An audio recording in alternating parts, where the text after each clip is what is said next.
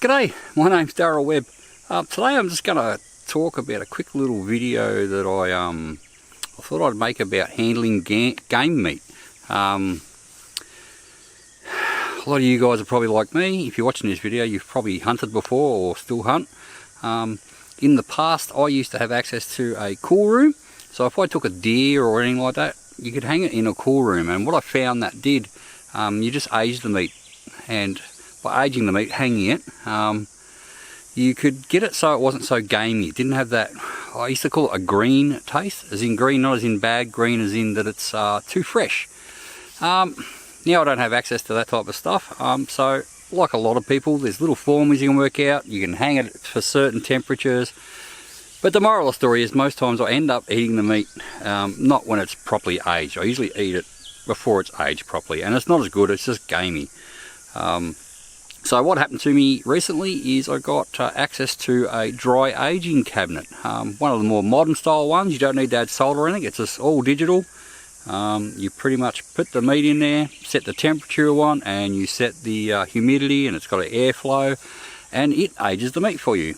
Now you can do it from what's a traditional time, you know, maybe whatever you like to age your meat at, or you can go right out to people aging steaks for things like a year. From what I read, it doesn't get any more tender than about 30 days, but after 30 days it starts developing different flavours. So I aged a piece of steak. I got access to the fridge a little bit late for this hunting season, so I had no fresh deer meat to try. So I tried it with some from Scotch fillet. Now you'll see all that. And then I aged it. I did it for 30 days, see what it'll come like, and I was very pleasantly surprised. And I thought I should share it with you guys because I did get the fridge or dry aging cabinet sent to me, and I'm like, well, I better make a video about this. Even though we haven't done any wild game meat yet, I'm pretty positive that it's going to change the texture and the flavours of the meat. So I'll show you how all that went, what it was like to cook and what it tasted like. Okay, so these are our two pieces of meat. It's a piece of topside at the top and a piece of Scotch fillet at the bottom. I just wanted to talk about while we were running it, what it did sort of temperature and humidity wise. So I've got three thermometers in there. I've got this guy here, just a cheap one. I've got a dual zone one and another just single zone one. You can see this one's saying the high's been 3.5 and the low's been 2.2. This one's saying it's 1.9. Maximum minimum it's saying it's been up to, since I set it last, 6.6. Every now and then in the evening it would all of a sudden, for whatever reason, show a higher temperature like 5 or 6 degrees. I've seen it the worst, I've seen it was about 7 degrees. It would seem to do it once in the evening. I watched it just to see what it was doing and how long it did it for, and it did it for a really small amount of time, and only once per evening. So I'm not sure what that's all about, but it does do it. It will show up on the main temperature up on here that it's at 2 or 3 degrees, but the temperature in these zones will sneak up to about 6 degrees. Only once per evening. Fan's been flowing well, so I haven't opened this at all. Now it's time to open it and see what it looks like. Slice some up and see how it is.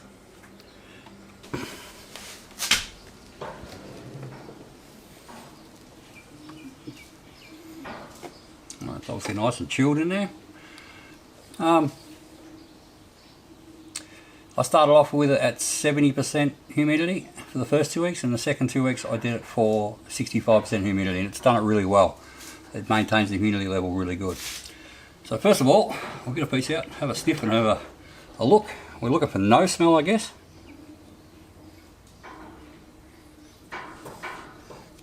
And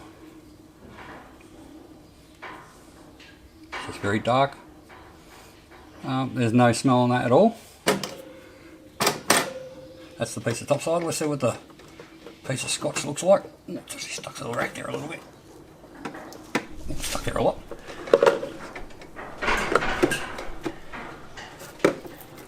Oh. Quite stuck to the rack quite well. It's beeping at me. I'll just shut that door. Again, I'm just checking for smells. Again, no smell. Doesn't smell like anything.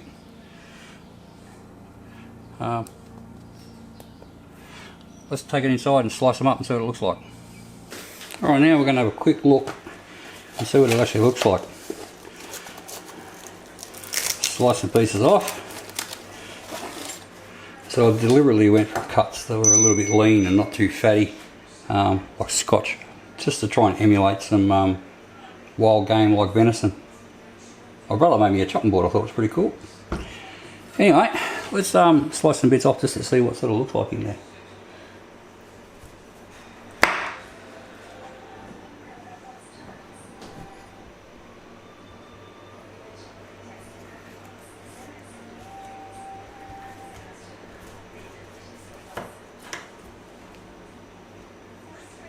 Go a bit more yet. Now it's starting to feel more like meat while I'm cutting it.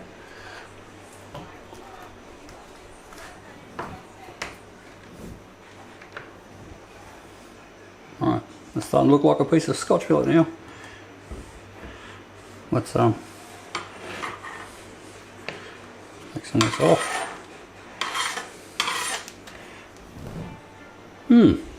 Not a lot of encroachment on the inside, a little bit in the bottom. I'll cut these a little bit thicker than normal because they are a bit more dehydrated. They'll probably cook quite fast, I imagine.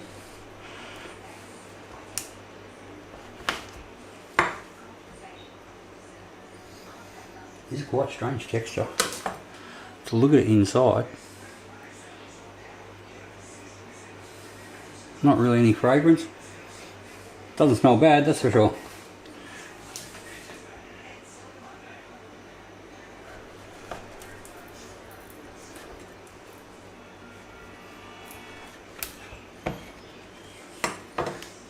Still looking good. Not too much waste though. I'm going to have to cut off the outside edges. I've seen some where they I haven't got a lot of experience with this, but I've seen some where they get quite very dry on the outside edges. I have to cut a lot of the steak away. This doesn't actually look too bad. So the trimming up process is pretty simple. It's actually, it doesn't go in too deep. You're not actually losing a great deal. And you're into the normal looking meat pretty quick and easy. I have seen some where you lose a lot of meat. It ends up dried in, you know, like almost 1/4 of an inch. This one's only a few millimetres in most spots. But I'll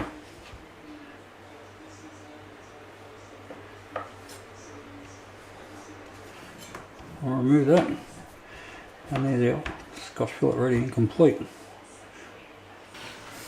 So this is that piece of top side. I'm not sure whether to try, I don't know. I don't want to try cooking something different, I don't know.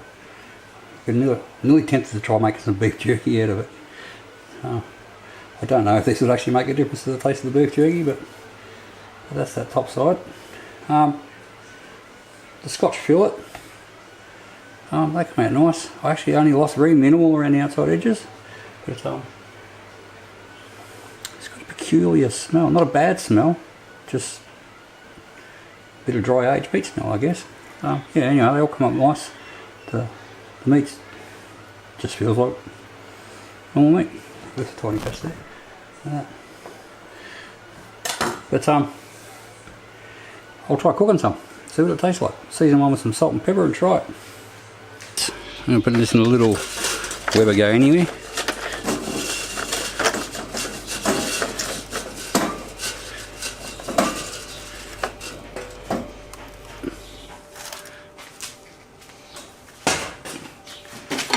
Goes like, get those guys on a nice little pile.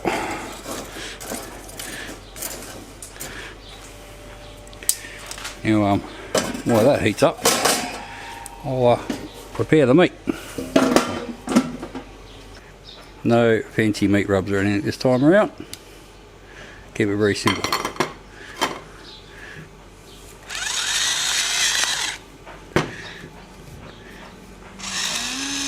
salt and pepper, and we'll probably lose a bit of it during the cooking process.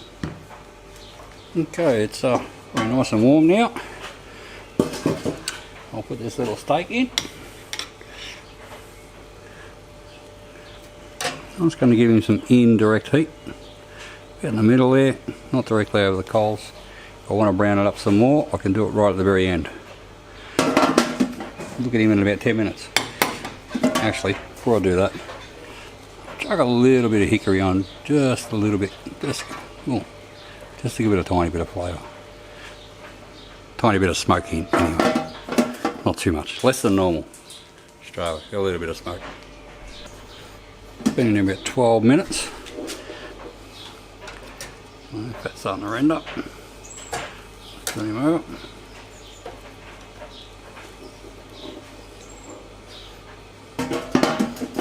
Not sure how to tell when this one's cooked because the meat's firmer than what you're normally used to. So I normally just do it by touch to find a nice medium rare. I'll have to try it a bit different. Alright, it's quite strange because she's very soft still. But I know these cook faster than a normal steak, but there's not as much water. So I give it a cup and it looks like it's nearly already at medium, so or close to it. Anyway, so what I'll do is I'll just give it a quick little, get a minute or so at each side, straight directly over the coals, just to brown it off a little bit, and then I'll rest it and slice it up and see what it looks like.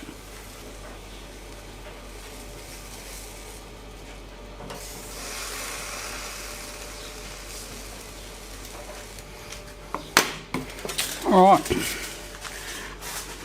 I'm going to slice him into little bite-sized pieces and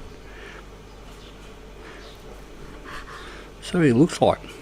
Said it was a bit different to cook because it was still making lots of juices and felt very tender to the touch. But I think, yeah, it's medium. It's a little tiny bit of pink there, but not much. But this is my first time cooking dry aged meat, so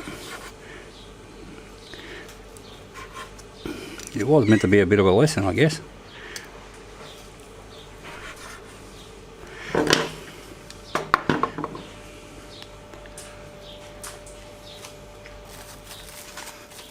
Just going to stick a little bit of homemade chimichurri on some of it.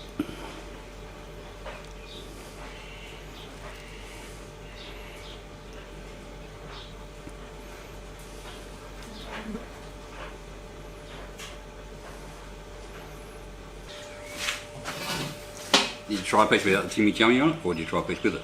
Both. Both. It's actually vinaigrette.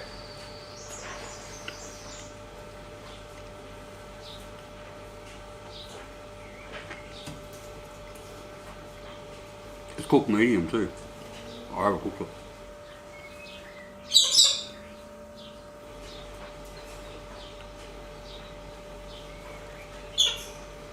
A piece by itself without the chimichurri was like, it's different flavour. It's different than normal steak. With the chimichurri, but that's alright. I can live with that. I don't know. I'm not sure what to make of it. I liked it. I couldn't believe how juicy it stayed.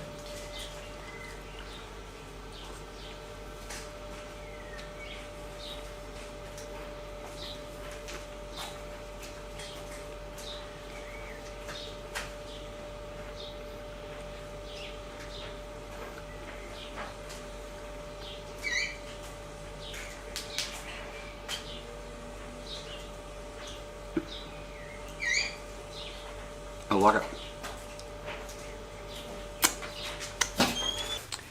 The actual unit itself, so pretty much it's a double glazed stainless steel door. The rest of the fridge on the outside, or the rest of the cabinet, it's not really a fridge, is just a black metal, black powder coated metal like that. Now inside here is all stainless steel. You get a cross rail so you can lift these things in and out. You can actually hang some meat in there if you want. This has been sitting closed up. These racks obviously all come in and out. You can wash them, everything's stainless steel. There is a carbon filter in here. and at the top for the airflow there's a fan with a UV light behind it, so it actually sterilises the air that has it. So it passes air through, blows out through this, sucks it up through this fan on the top, goes past the UV light and gets blown back out of these vents here at the back. That's what gives it the airflow. So if you leave the door open, there's an alarm. That stops the alarm. When it's open, it shows you the actual temperature and the humidity. You can change these what you want them to be preset at. If you touch that, you can go up and down and set the actual temperature you want. With that too, touch that again, and it lets you up and down with the humidity, like that. And then you can also turn on and off the UV light. It just comes up on there. It's recommended you leave it on. And that's for the light, and that's for the total power. And that's pretty much it. So once you've set your temperature and the humidity level, that light pretty much stays on all the time. The UV light's on. Now it's just a matter of, 30 days or a year, depending on how long you want to dry age your meat, and it will do its thing. So really, really simple to use, and being all stainless, really, really simple to clean. And the fact that it's self-sterilising, in the book I believe it says just to give it a wipe down in between uses with some warm soapy water to make sure everything's clean and dry it, and that's it. Run it for a couple of hours before you put your meat in to get it so that the temperature's correct and the humidity's right and it's done its job. It actually, the UV light is sterilising it. Pros and cons. I'll start with some pros. It seems to be really, really accurate in its temperature, and it seems very, very accurate in humidity control, and it's no fuss. I haven't got salt blocks, I'm not adding water to it or anything like that. I knew very little about dry aging, and I still only know that, I'm sure I've only scratched the surface on it. Everyone's got an opinion on it, and everyone tries different things, different meats, different humidity levels, but it was really, really quick and easy to set up, find a humidity level, find a temperature level, and put it on for the amount of days that I thought was necessary to get what I wanted done. And it just did its thing. I did have some little temperature fluctuations. I monitor it with like 3 different thermometers. Nothing crazy, but once a night I would see it go a little bit high. It could be part of what it's meant to do, I'm not sure, so I can't say if that's actually a pro or con, but it didn't hurt the meat at all. Other pros are it's all stainless steel, so nice easy cleaning. That's probably about it for the pros. It just does what it's meant to do, and it's stainless steel, nice easy clean, it's quiet, and yeah. Cons, I haven't found any yet. That's about all I can say. I said the temperature does each night for just a little brief, maybe half an hour, it would slowly start climbing up and sit at a higher temperature. It'd tell me it's at 3, but all of a sudden it was getting up to 6 or 7 some nights. Just for a little while, and then drop back down real quick. The meat wasn't really, because I had some pieces of meat in there, they weren't really affected by it. They were still keeping their temperature quite cold, but it may be something that it's meant to do, so I don't know if that's a con or not. The only other con is, it's probably on the small side. A bigger one would do a bigger meat, obviously, but I guess it depends on what your budget is and what type of meat you're trying to harvest. I also thought about, for size wise, it could probably do if you either boned out or just cut off the main leg of a sambar. You could actually hang a whole, rear quarter in there, no worries, of the leg anyway. So that's about where it's at. As I said, it's a tiny bit small, but it might be big enough for what most people want, and it's big enough definitely for me to get into it. Bit of a conclusion. Well, I'll try to keep this really brief. I really, really enjoyed the steaks of it. I've given some steaks to some other people to try and see what they thought about it all, and everyone was very impressed with the taste and the tenderness. And I deliberately bought a piece of meat that was very, very fresh, hadn't been aged, and the aging process went beautiful in it. So I've actually found that maybe if you're not getting into the whole dry aging thing, because dry aging's a thing, people really, really like it. You could probably age for even just like a couple of weeks and get a classic like you would at a butcher in a cool room. So even for just that aspect, that's a good way of doing it. But I must admit, I'm a bit of a fan of dry aging now. So I will put out another video in the very near future showing some venison or something like that, just because the weather's warming up now, and traditionally I hunt in the high country, and that's where I get my venison. But it's getting a bit hot for that now. I probably won't be able to do that again till sort of late March or April, probably, really, before I do that again. So I'll bring out some more videos showing you that type of stuff if you're interested. I think it's something that's definitely worth looking into, and you can age your meat. If you have somewhere that's not that far local from me, I'm in southern New South Wales, the Riverina. If you got somewhere that wants some pest control shooting with some problem deer, I can come to your property and remove some for you. I'd actually enjoy to do that, to be honest, free of charge. Anyway, on that note, if you like this video, please give it a thumbs up and hit the subscribe button. You'll see more updates on this cobalance dry aging cabinet and me using it for trying different cuts of wild game meat in the future. Bye for now.